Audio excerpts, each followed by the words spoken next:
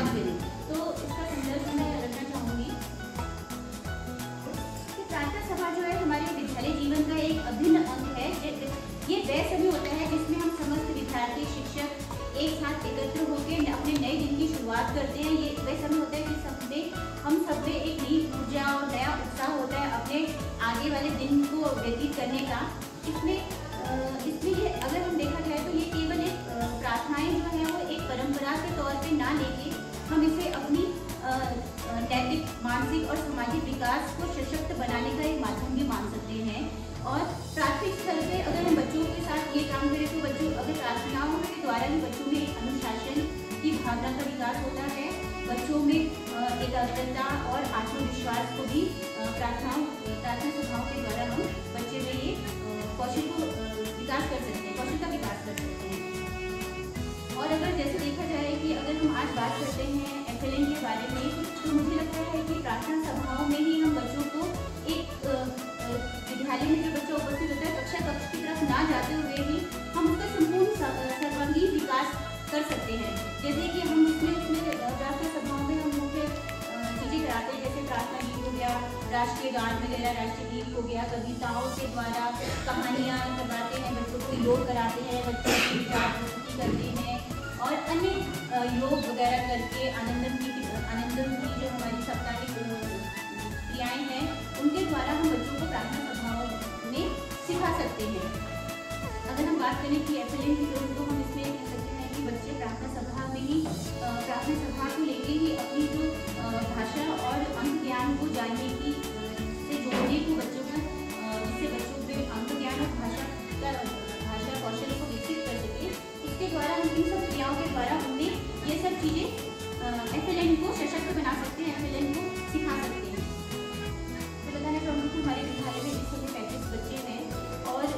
ये कभी कभी एकल होने के कारण भी या कोई अपने विद्यालय में 2 शिक्षक के उपस्थित ना होने के कारण भी हर बच्चे को समय देना और कक्षा कक्ष में जाके उसको उस विषय में पढ़ाना भी कठिन होता है। तो उसको देखते हुए मुझे लगता है कि प्रार्थनाएं जो हैं उसको हम इस ब्रॉड में भी बोल सकते हैं कि बच्चा जो है कि प्रार्थना में एक उत्साह के साथ, पूजा के साथ, बिना संकोच के साथ अपनी बात को रख सके और हमारी बात को समझ सके और अपने एक जो उसमें संकोच है या ऐसे हमारे जो बच्चे हैं वो ऐसे परिवार से, ऐसे परिवेश से आते हैं जहाँ पे उनमें कठिनाइयाँ होती हैं विद्यालय में आने में। सबसे पहले तो बच्चे आने से झिझकते हैं, विद्यालय आने से झिझकते हैं, अनुपस्थित रहने के कारण भी होते हैं कि बच्चे डर का माहौल हो जाता है बच्चों में कि वे विद्यालय में जाएंगे, पढ़ाई होगी, डर लगेगा, मैडम से डरेंगे, जो भी वो कारण हो सकते हैं हमारे। तो हम अगर उन्हें प्रार्थनाओं के द्वारा ही बच्चों को खुलने का एक अवसर दें, अपनी बात को रखने का अवसर दें, बच्चों को ऐसा वातावरण मोहल्ला कराएं कि जिसमें बच्चे बिना डरे, बिना हिचकिचाए प्रार्थना सभाओं को एंजॉय कर सकें। और ये हमारा एक शिक्षक का एक बहुत बड़ा वो हमारा एक कर्तव्य बनता है कि जिसमें हम बच्चों को इन क्रियाओं के द्वारा, प्रार्थनाओं के द्वारा हम बच्चों को आगे के जीवन की तरफ बढ़ाते हुए एक मानता या एक आत्मविश्वास के साथ आगे कक्षाओं में जा सकें। अब मैं अभी बात करती हूँ उद्देश्य की, तो हमारा प्रार्थना सभाओं का उद्देश्य से केवल दिन की शुरुआत एक औपचारिकता ना समझ के अगर हम कहें तो बच्चों में एक सकारात्मक सोच और मूलभूत कौशल विकसित करने का भी एक उद्देश्य माना जा सकता है। अगर जैसे कि बच्चे जब पहले सामूहिक रूप से प्रार्थनाओं के लिए खड़े होते हैं तो उनमें एकता और अनुशासन की भावना जागृत होती है, भावना होती है। जैसे कि बच्चे पंक्तियों में द्वारा खड़े हुए जाते हैं, जो आदेश दिए जाते हैं, जो उनको निर्देश दिए जाते हैं, उनका पालन करते हैं। और बच्चों में भाषा कौशल की बात करूँ तो भाषा कौशल की में जैसे हम दैनिक विचार बोलना, दैनिक बच्चों के द्वारा प्रार्थनाएं बोलना, दैनिक समाचारों के बारे में बच्चे साझा करते हैं और कविताएं, अपनी मनपसंद की कविताएं सुनाना और ये सब क्रियाओं के द्वारा बच्चे में पढ़ने की, सुनने की और समझने की क्षमताओं का विकास होता है, जिससे बच्चों में भाषा कौशल का भी विकास होता है। और अगर हम कहें कि गणना को अगर हम लें उसमें कि गणना कौशल का विकास कैसे होता है, तो जैसे बच्चे विद्यालय में आते हैं तो बच्चों को एक पंक्तियों में खड़े होते हैं, कक्षा वाइज खड़े हो रहे हैं बच्चे, संख्याओं का ज्ञान तो बच्चों को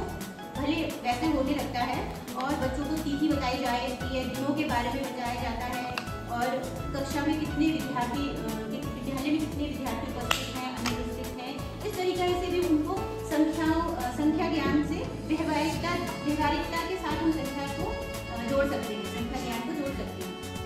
और अगर हम बात करें कि मूल्यपूर्ण बच्चों में शिक्षा का भी विकास होता है, जैसे बच्चों को ईमानदारी भी बच्चे सीखते हैं, सहयोग सीखते हैं और स्वच्छता के बारे में सीखते हैं, एक तरीके से खड़े होना, एक तरीके से बोलना, अपने आप को संयम में रखना, क्योंकि प्रार्थनाएं हमारी अगर देखी जाए तो लंबी भी होती है या हम बच्चों को बिठा भी देते हैं, खड़े होकर भी अपने कुछ क्रियाएं खड़े होकर कराते हैं, बैठ जाके कराते हैं, तो उसमें बच्चों को समय का पालन करना भी सिखाया जाता है कि समय से विद्यालय आएँ, समय से इतने बजे से आपकी प्रार्थना शुरू होगी, इतने बजे इतने समय पे आपको अपनी पंक्तियों में खड़े होना है और क्रम वाइज खड़े होना है, इस तरीके से हम उनकी निर्धारण करते हैं। तो इससे बच्चों में और बच्चों को प्रेरक कहानियाँ सुना के और विचारों के माध्यम से भी बच्चों में मूल्यों का निर्माण किया जा सकता है। और बच्चों में अगर जो ये सारी क्रियाओं के बारे में बच्चों में आत्मविश्वास बढ़ता है, उनमें नेतृत्व की, अगर हर बच्चे को एक समय दिया जाए कि आप इस समय अपने विद्यालय में इस समय प्रार्थना सभा का संचालन करने की, उनको संचालन करने का नेतृत्व दें, तो उन्हें नेतृत्व का भी विकास होता है। अगर मैं बात करती हूँ चुनौतियों की, तो सबसे बड़ी चुनौती तो हमारी ये होती है कि हमारे विद्यालयों में बच्चे कभी अनुपस्थित रहते हैं, उन्हें विद्यालय तक लाना सबसे बड़ी हमारी चुनौती होती है कि हमें उन्हें ऐसा वातावरण, ऐसा माहौल दे विद्यालय में या ऐसी रोचक बनाए कि जिससे बच्चे आकर्षित होकर विद्यालय आए, ना कि दबक के घर की तरफ भागे। हमारे आते हैं जो बच्चे हमारे प्राइमरी में आते हैं तो बच्चे बैग लेके भागने लग जाते हैं, अपनी दादी के पीछे भागते हैं। तो सबसे पहले उन्हें हमें विद्यालय में बिठाना भी हमारे लिए एक हमारे बच्चा एक आया है हमारे स्कूल में, फर्स्ट कक्षा तो हमारे कक्षा प्रथम तो हमारे इसमें नहीं है, पहली वाली नहीं है, दूसरे में आया है, तो प्राइवेट स्कूल से आया है, तो प्राइवेट स्कूल में भी नहीं बैठा वो बच्चा। और क्या बोलते हैं, वो हमारे विद्यालय में आया तो पहले तो उसकी दादी उसके साथ रहती थी, तो पर जब हमने उसकी दादी को मना किया, क्योंकि हर बच्चे अपनी दादा दादी को लेके आएगा, तो समय भी हमारे पास इतना होता नहीं है कि हम दादा दादी के साथ इंगेज वो बच्चे को छोड़ के। तो फिर जब हमने उस बच्चे को ऐसा आत्मविश्वास दिलाया कि उसको यहाँ पे कोई डर का मन नहीं मिलेगा, वो खुश रहेगा, उसे जो वो कर रहा था पहले 2-4 दिन हमने उसे वो करने दिया, तो फिर उसके बाद हमें उसे एक अनुशासन में लाना भी हमारे लिए एक शिक्षक के लिए बहुत जरूरी होता है कि हम उसे अनुशासन में लाएँ। तो हमने उसे ये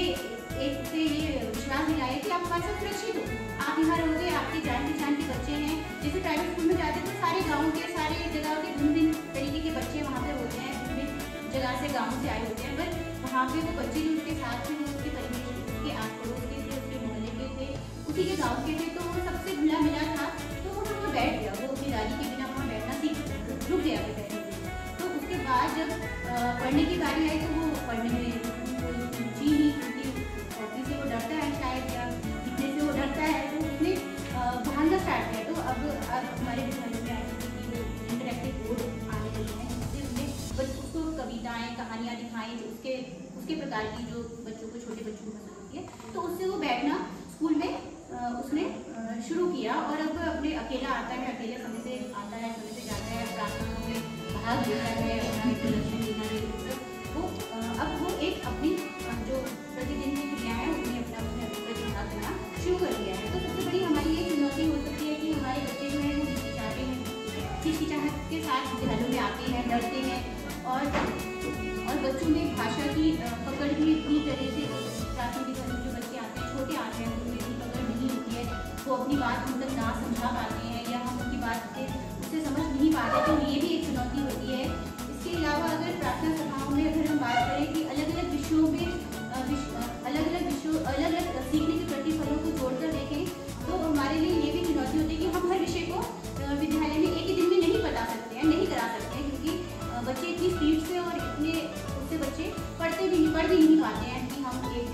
40 मिनट का या 30 मिनट का एक विषय रखें और बच्चे उसको समझ जाए, हमारी नहीं रखें। तो ये भी हमारी एक चुनौती है। तो हमारा ये एक कर्तव्य बनता है कि हम अपने विद्यालय, अपनी जो प्रार्थना सभा है उसको आकर्षित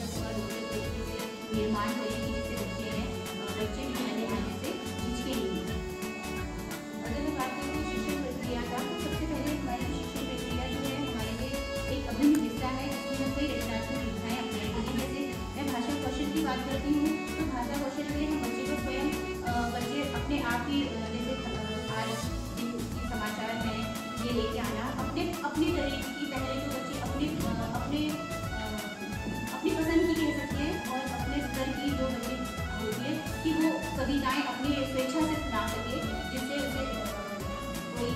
डर का माहौल न लगे, वैसे ही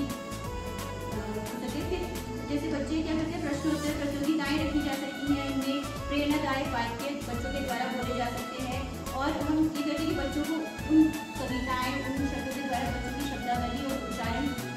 उच्चारण करने पर सुधारने पर हम उसको ध्यान देते हैं या करते हैं। जैसे उनको छोटी छोटी आनंद की कहानियाँ सुना के बच्चों में प्रेरणादायक कहानियाँ सुना के बच्चों को सुनने की और समझने की और अपने विचार रखने की क्षमताओं को विकास करने का मौका दिया जाता है। और कक्षा में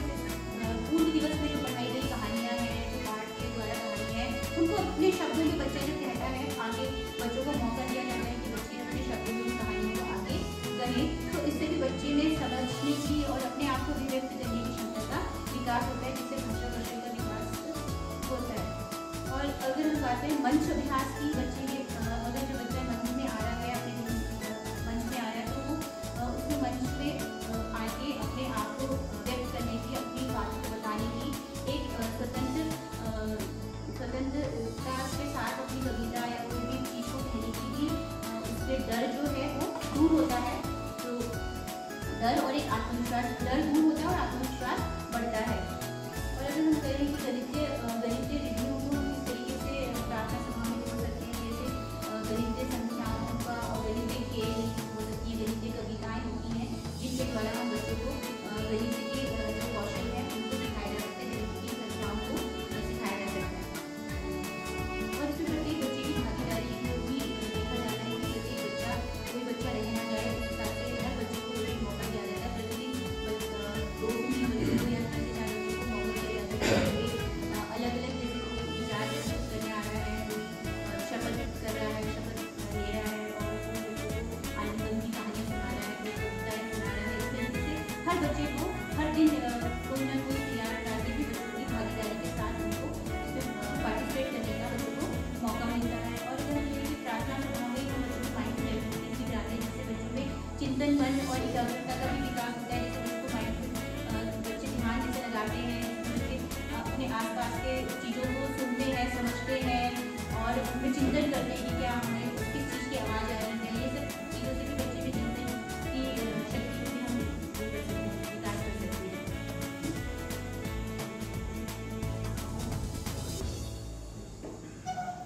अगर मैं कहूँ कि आकलन हम किस तरीके से कर सकते हैं, तो बच्चों की आकलन करने के लिए हम प्रार्थना सभाओं में बच्चों को स्वतंत्र अभिव्यक्ति का मौका दिया जाता है। बच्चों का इसमें सर्वांगीण विकास होता है और बच्चों को सीखने के प्रतिफलों को भी अपने इसमें प्रार्थना सभाओं में बच्चे अपने जो एक हमारे सीखने के प्रतिफल है उनको भी हासिल कर पाते हैं। और बच्चे अपनी भूमिका, प्रत्येक बच्चा अपनी भूमिका, भागीदारी और आत्मविश्वास को जानने का भी, बच्चों का जानने का भी मौका मिलता है। बच्चों को उनकी क्या क्या कमियां हैं, उनमें क्या क्या सुधार हो सकता है, या क्या क्या हम उन पे काम कर सकते हैं, इनको जानने के लिए हम काम कर पता चलता है। बच्चों में समय के साथ समय का पालन करने का, अनुशासन का और टीम भावना को भी हम प्रार्थना सभाओं के द्वारा जागृत कर सकते हैं, बच्चों को समझा सकते हैं, इसका महत्व बता सकते हैं। प्रार्थना सभा विद्यालय के वातावरण को एक सकारात्मक बनाती है, जिससे कि केवल ये एक औपचारिक, अपने प्रार्थना सभाओं को सिर्फ एक औपचारिक क्षण ना मान के एक शिक्षण कार्य का एक जीवन प्रक्रिया के रूप में माना जाना चाहिए। अगर हम FLN के साथ जोड़े तो इसमें भाषा और कला दोनों को लेके आगे बढ़ा जा सकता है और बच्चों के साथ बच्चों को एक व्यवहारिक मंच प्रदान किया जा सकता है प्रार्थना सभा में, जिससे बच्चों के बोलने की, सुनने की, समझने की, अपने आप को व्यक्त करने की क्षमता का विकास होता है। प्रार्थना सभा के आयोजन से बच्चों में व्यक्तित्व का निर्माण भी होता है और नैतिक मूल्यों का निर्माण होता है। और अगर हम कहें कि अगर हम प्रार्थना सभाओं को आयोजन इस तरीके से करें कि बच्चों में बच्चों को एक आत्मविश्वास के साथ और अपने आने वाले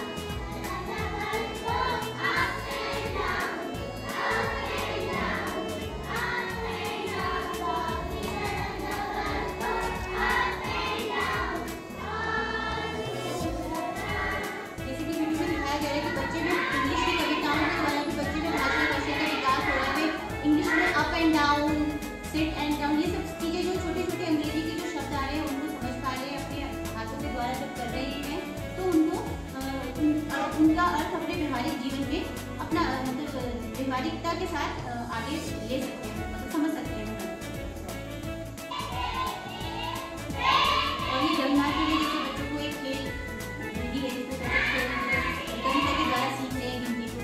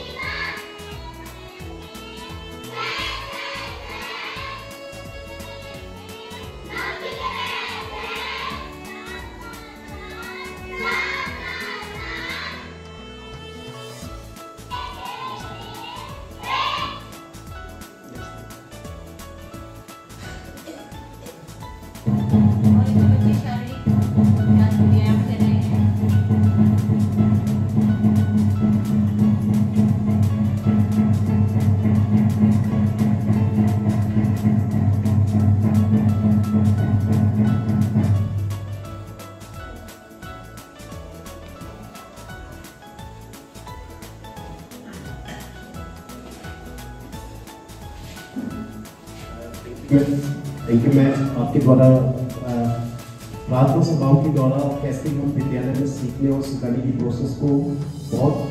अच्छे से बेहतर कर सकते हैं, इस पर अपना यहाँ पे इनोवेटिव और लेसन प्लान का और आपके वीडियोस के माध्यम से हमें लग रहा है कि आपने बहुत सारी एक्टिविटीज़ अपने विद्यालय में बनाई है, वो यहाँ पे हमारे जितने भी ऑडियंस है उन लोगों ने देखा। So I want to move towards audience for the feedback for the this particular lesson plan. तो मैं ऑडियंस की तरफ जाऊँगा कि ऑडियंस जो ये लेसन प्लान या इनोवेटिव लेसन प्लान यहाँ पे प्रेजेंट किया है उसके बारे में अपनी प्रिपरेशन का यहाँ पे प्रयास करना है। तो मैं इनको भी देना चाहूँगा।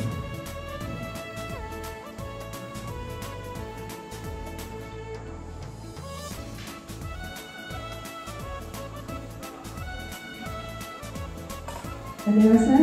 आपने मुझे फीडबैक देने के लिए सुना। मैं मोनिका मैम को के डायरेक्ट से शुक्र गुजार हूँ कि उन्होंने प्रार्थना सभा में इतना अच्छा हम लोग को ये वीडियो के माध्यम से बताया कि बच्चे प्रार्थना सभा में क्या क्या सीख सकते हैं। संदर्भ में जो मैम ने बताया कि प्रार्थना सभा के जो मुख्य बात है प्रार्थना, राष्ट्रीय गीत, कविता, प्रस्तुति, विचार, मुझे काफ़ी अच्छा लगा। ये जो अपने विद्यालय में असेंबली के समय जो बच्चों से करवाती हैं, ये योग, ध्यान, शिक्षण प्रतिक्रियाएँ, विचार, प्रस्तुति, बहुत ही अच्छा लगा मुझे। मैं यही कहना चाहती हूँ मैम से कि आपका जो ये प्रोग्राम है काफ़ी अच्छा है।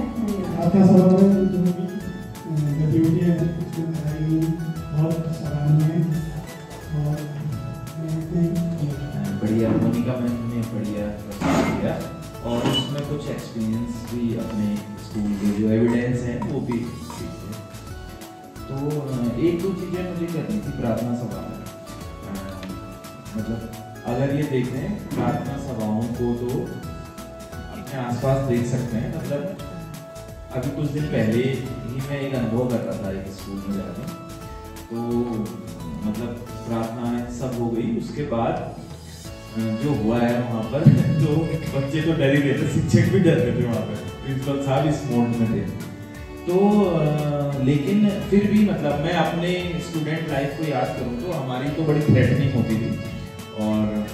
मतलब वो जो डर है आगे मंच में आने का वो कुछ ही लोगों को मिल पाया और हम अभी तक भी मतलब बहुत कंफर्टेबल नहीं हो।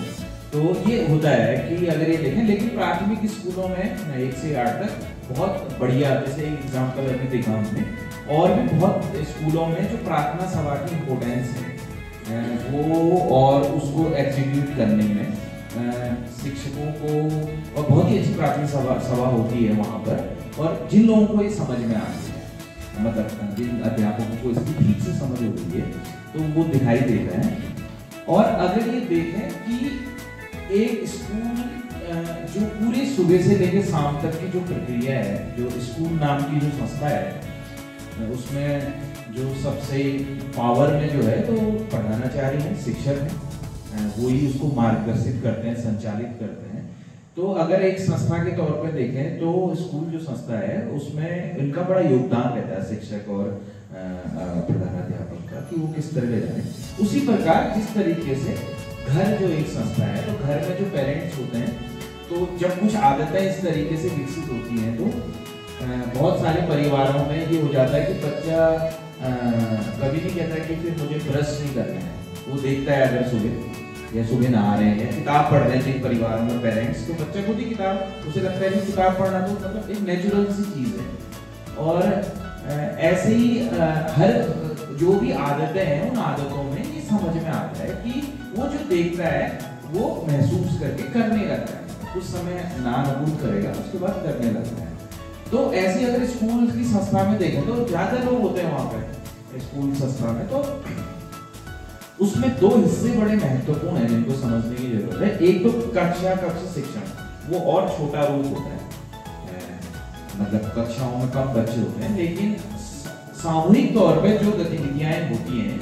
उसमें प्रार्थना सभा होती है, इसमें पूरा स्कूल इन्वॉल्व होता है, एवरीवन इन्वॉल्व, असेंबली प्रोसेस में, असेंबली में इन्वॉल्व होता है। छुट्टी का जो समय होता है वो उसमें इन्वॉल्व होता है। तो ऐसे मौके कम मिलते हैं कि जो सामूहिक तौर पर सब जहाँ पे शामिल हो। तो इसमें किस तरीके से हम इसको आगे ले जाते हैं, बड़ा महत्वपूर्ण उसमें हो जाता है। जिस तरीके की शिक्षक की सोच है, तो प्रार्थना सभा वहाँ पे बड़ी इफेक्टिव होती है। और जिसके कुछ एग्जाम्पल अभी मैं बता भी दी थी कि जहाँ पे बच्चे को बोलने का मौका मिलता है, करने का मिलता है, क्योंकि अगर डर हो गया तो सीखने में थोड़ी सी मुश्किल है। लेकिन बड़ी थ्रेटनिंग की स्थिति ना हो, मतलब अगर आप गुस्सा करते हैं तो मुझे नहीं लगता है कि आप अपने को नुकसान करता है। कोई भी व्यक्ति किसी भी चीज पे गुस्सा करता है तो उस पर ज्यादा इन्फ्लुएंस उसका पड़ता है गुस्से का। लेकिन जब हम एक प्रक्रिया में हैं तो उसको किस तरीके से हम करके आगे लेके जाएं, तो ये एक महत्वपूर्ण चीज है। और इसमें देखें तो दो चीजें बड़ी जबरदस्त है। एक तो जो व्यवहारिक परिवर्तन है किसी बच्चे में, वो आपने करके भी देखा होगा ना, जैसे प्राथमिक में शुरुआती कक्षाओं में तो मैंने देखा है कि नाखून भी काट देते हैं लोग, तो वो समझ में आता है कि या तो उसकी पिटाई कर दो, मतलब, और वो जिस तरीके के बच्चे हमारे वहाँ आते हैं तो शायद ना हो उनका अभिभावकों का ध्यान। तो इसको कैसे हम मतलब उसको परिणाम की तरफ ले जाने वाला बनाएं, बजाय इसके कि हम उसको थ्रेट कर दें। जैसे बहुत सारी कविताएं यहाँ पे अभी कर रहे थे। तो एक तो लगता है कि व्यवहार में परिवर्तन, एक तो मैंने एग्जाम्पल देखा कि कुछ बच्चे प्रार्थना सभा में बेहोश होकर गिर जा रहे, 6, 7, 8 की बात है। तो पता चला तो जो वहाँ पे शिक्षक थे बड़े सेंसिटिव थे, उनके यार ये क्या हो रहा है कि रोज गिर जा रहे हैं। तो धीरे धीरे करके पता ये चला कि ये तो खाना ही नहीं खा के आते हैं, नाश्ता नहीं करके आते हैं। तो उन्होंने कहा ये क्या किया जा सकता नाश्ते के बारे में। तो एक तो था भाषण दे दो कि आप खाना बहुत जरूरी है, इससे हमें ये मिलता है वो मिलता है। तो उन्होंने कुछ बच्चों से बात की क्लासरूम में, और उन्होंने एक नुक्कड़ नाटक, मतलब नाटक की प्रस्तुति कराई, और वो उसमें खूब सारे डायलॉग किया, और वो नाटक प्रार्थना सभा में हुआ। और भी उसमें बातचीत, किसी को लेके आए वो किसी डॉक्टर्स को उसमें शामिल किया प्रार्थना सभा में कि सुबह का नाश्ता कितना जरूरी है, और या खाने की डाइट के संबंध में। तो उनका एक ये था कि वो फास्ट फूड भी बहुत खाते थे। तो वो सब चीजें उन्होंने नाटक में वो शामिल करी, और उसका प्रभाव एक तो मैंने बात ये पढ़ा कि लोगों की डाइट्स ठीक हुई, बच्चों की ना, उस पर एक हेल्थी डिस्कशन शुरू हुआ, बजाय इसके भी भाषण वाला। तो इस तरीके के चीजें भी वहाँ पे देखने को मिलती है। और व्यवहार में परिवर्तन की बात कर रहा था। दूसरा एक विषय से भी जोड़ते हैं लोग उसको ना, लेकिन वो बड़ी क्लासों में मुश्किल होता है। छोटी मतलब प्राथमिक स्तर में थोड़ा वो होता है कि जैसे मैम आप देख रहे थे थोड़ा गणित से जोड़ा उन्होंने और इंग्लिश से जोड़ा है। और एक चीज और की जो औपचारिक बातचीत करनी है आगे आते हैं, और बहुत कम लोगों का इवॉल्व हो पाता है। अब हमारा तो रोज का काम है, मतलब शिक्षक का भी रोज आगे बोलते हैं तो इतने हेजिटेंट नहीं होते। लेकिन जो बच्चे हैं वो पता नहीं किस पेशे में जाएंगे, तो वो अपनी बात, अपनी अभिव्यक्ति स्पष्टता से कर पाए। उसके लिए लेकिन हम कुछ ऐसी प्रोसेस कर पाए मतलब, और और ये हो रही है मतलब जहाँ पे भाषा पे अच्छा बच्चा अभिव्यक्ति करने का अच्छा है, तो वो सिर्फ अध्यापक एक जो नियमित ढर्रा चल रहा है प्रार्थना सभा का, उसको थोड़ा सा उसमें सोच के कुछ चीजें इनकॉर्पोरेट करके जब वो शामिल करते हैं, कविता कहानी मैंने भी अभी दिखाया था, और भी बहुत सारी चीजें इसमें शामिल होती हैं, और वो अलग अलग संदर्भों का अलग अलग होती है। कोई स्थानीय न्यूज की बात करता है, तो कोई एकदम गांव की न्यूज बताता है छोटे बच्चों के स्तर पर, तो वो देखा जा सकता है कि इन तीनों चीज़ों में, तीनों पक्षों में, एक तो जिसको नैतिक मूल्यों का विकास में हम ये कहते हैं, तो वो एक पॉजिटिव नैरेशन बनता है जब सामूहिक तौर पर उसमें शामिल होते हैं, व्यवहार में परिवर्तन होता है, और विषयों के प्रति, विषयों के जो सीखने की प्रक्रिया है उससे भी जोड़ दिया जा सकता है, और जो औपचारिक वार्तालाप वाला बच्चों के अंदर शामिल होना, अभिव्यक्त कर पाए, डरे नहीं, किसी बात पे कुछ रख पाए, तो वो किया जाता है। तो ये प्रोसेस बहुत महत्वपूर्ण है, और उसके कुछ जो व्यवहारिक चीज़ें हैं वो मोनिका मैम के स्कूल में स्थापित है, और जगह भी हो रही होंगी, लेकिन आपको बहुत धन्यवाद। गतिविधियाँ की जाती हैं, उनका अच्छा समावेश इसमें किया गया आपके द्वारा कि हम स्कूल में FLN को कैसे जोड़ें, ताकि जो हमारा प्रार्थना सभा का सत्र हो उसमें भी FLN के बारे में आपने बहुत सारे हिस्से उसमें जोड़े हैं, तो सारी बातें ऑडियंस की तरफ से और महेश सर की तरफ से आई चुकी हैं, तो हम समय का भी ध्यान देंगे, और आपका काफ़ी अच्छा प्रयास इसमें रहा है और ये सराहनीय है। अब आगे की तरफ बढ़ेंगे, थोड़ा सा समय हमारा जो मैं अभी देख रहा था, तो हम 40 मिनट से 45 मिनट पूरी क्लास हो जाएंगे, थोड़ा सा हम अपने मुख्य बिंदुओं पर ही उसका अगर फोकस करें तो वो और ज़्यादा बेटर होगा। ऐसी आशा करते हैं कि आगे और अच्छी प्रस्तुति में। धन्यवाद। लगभग सर के द्वारा सारी बातें जो भी बता दी हैं, वास्तव में प्रार्थना सभा बच्चों में एक सकारात्मक सोच और एक ऊर्जा को रिलीज करती है, और बच्चों में अभिव्यक्ति का माहौल उत्पन्न करती है, और इससे बच्चे अनुशासन की भावना को भी सीखते हैं। मैम के द्वारा यहाँ पर लगभग सभी विषयों को उसमें समेकित किया गया है, गणित विज्ञान, साहित्य शिक्षा, प्रार्थना सभा के माध्यम से वास्तव में बच्चे में बहुत कुछ उनका जो होता है विकास होता है, शारीरिक सांस्कृतिक सभी विकासों को प्रार्थना सभा के द्वारा उसमें अंगीकृत किया जाता है, और बच्चे में नेतृत्व की भावना का विकास भी होता है, समय पालन बच्चे करना सीखते हैं। मैडम के द्वारा ये सारी बातें उसमें समेकित की गई हैं, बहुत अच्छा प्रयास मैडम के द्वारा किया गया है। वीडियो के माध्यम से उनके स्कूल का वातावरण भी यहाँ पर प्रदर्शित किया गया।